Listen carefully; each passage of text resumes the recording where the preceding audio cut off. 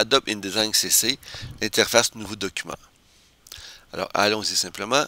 Bon, bizarrement, document prédéfini est en haut, mais l'enregistrement du document dépend des paramètres inférieurs, soit nombre de pages, format de page, colonne, etc. Quand on a choisi tout ça, on peut créer un format, en fait, créer un nom qui correspond à notre format, qui en fait peut être enregistré par le petit bouton ici, enregistrer les paramètres prédéfinis du document, ou en fait, par ici, si on peut supprimer le paramètre s'il y a des éléments qu'on ne veut plus dans ce menu ici.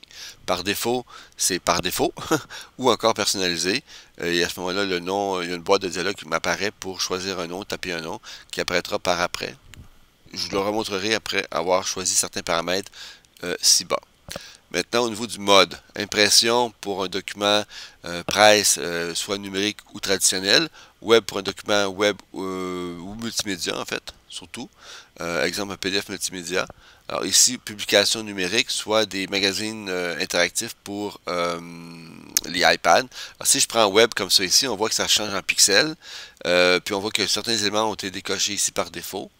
Si maintenant je viens chercher publication numérique, je vois ici que c'est vraiment le format iPad, ou encore j'ai iPhone, j'ai Kindle Fire, j'ai Android.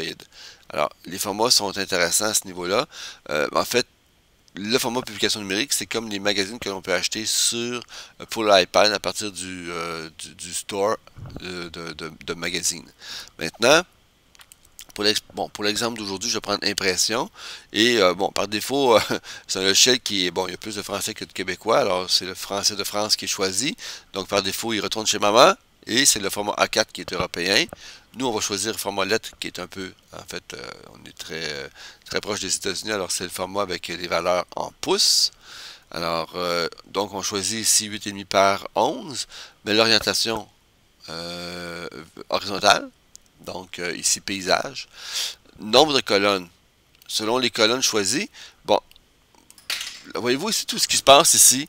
Je ne vois pas ce qui se passe, en fait, c'est le problème. Maintenant, depuis la version CC, j'ai une fonction qui s'appelle ici aperçu, comme la plupart des fenêtres du logiciel Adobe InDesign quand on travaille avec les feuilles de style ou autres fenêtres paramétrables. J'ai un aperçu qui me permet de voir tout de suite ce que j'ai à créer. Alors, exemple 2 colonnes. 4 colonnes.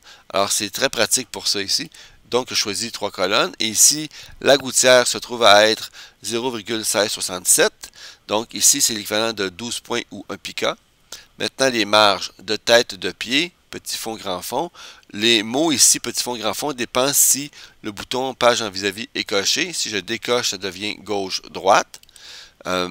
Ici, on va toujours mettre idéalement une marge. Exemple, si je viens cliquer ici, comme ça ici, je vais pouvoir choisir des mesures différentes par rapport, exemple, je vais revenir à mon choix de base. Quand je travaille pour, exemple, je travaille avec pas ma photocopieuse, mais mon imprimante, laser qui a des marges d'un quart de pouce. Alors, ce que je vais faire, je vais maintenant décocher la partie, en fait, que toutes les 4 champs sont, en fait, chaînés, pour maintenant choisir petit fond, qui est l'équivalent de la marge intérieure, pour choisir, exemple, 0,5. Pour être sûr que, selon la reliure choisie, exemple, si c'est une reliure allemande, à cheval, à piqûre, ou encore simplement broché, que si j'ouvre le livre, que j'ai pas à casser à l'ouverture pour être capable de lire le texte et ainsi endommager la reliure. Petit fond, donc, si je décoche toujours, je vois que c'est gauche. Mais quand c'est page en vis-à-vis, c'est l'intérieur. Autant pour la page de droite que la page de gauche. Maintenant, fond perdu et ligne de bloc, c'est pas toujours utilisé. C'est pour ça que c'est une option qui peut se cacher ou qui peut se montrer selon si je coche ou non. Alors ici, je vais inscrire une valeur, fond perdu.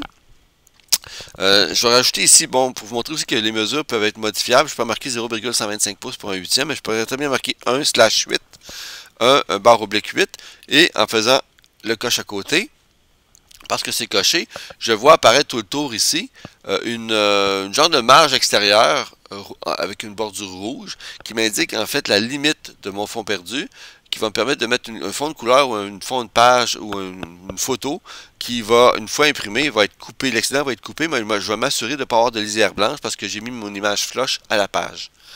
Maintenant, ligne bloc va me permettre ici de créer, exemple, je vais prendre petit fond. Petit fond, exemple, je vais déplacer ça ici. Et à petit fond, je vais marquer 2 pouces. Donc, ça va me permettre de vous montrer que à l'extrême gauche, j'ai un élément qui se rajoute qui va être, une fois imprimé, coupé selon les marques de coupe, donc va s'éliminer, mais va me permettre de mettre un espace à l'imprimeur qui peut être en bas. Évidemment, on le fait en bas, mais dans ce cas-ci, l'exemple, le bas est caché. Alors, je le fais ici à gauche, pour mettre une cartouche ou une boîte texte ou les noms des clients, certains paramètres à respecter au niveau de l'impression, ou etc. Donc, des informations à transmettre à l'imprimeur. Une fois que ça c'est fait, je peux enregistrer l'élément ici.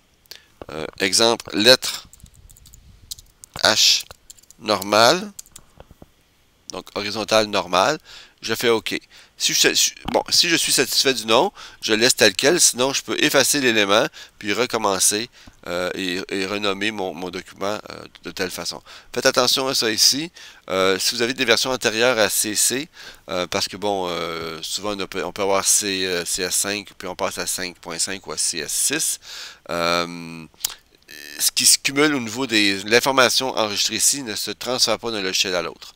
Alors faites attention à ça. Moi, je m'en sers de temps en temps de cette façon, mais généralement, je réécris toujours les paramètres à chaque fois. Sauf pour certains qui sont vraiment courants. Alors, je crois que c'est à votre tour d'essayer. Merci de votre attention.